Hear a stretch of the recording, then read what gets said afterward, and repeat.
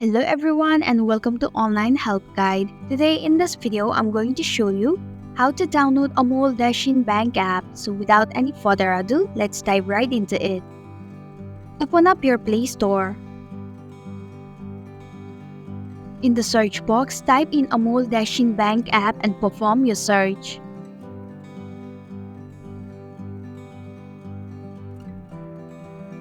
Tap on the application.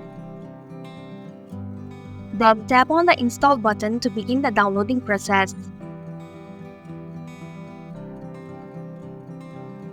Once the application is installed, tap Open to launch the app.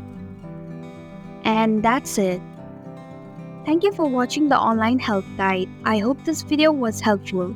If it was, please hit the like button and comment if you have any questions or feedback.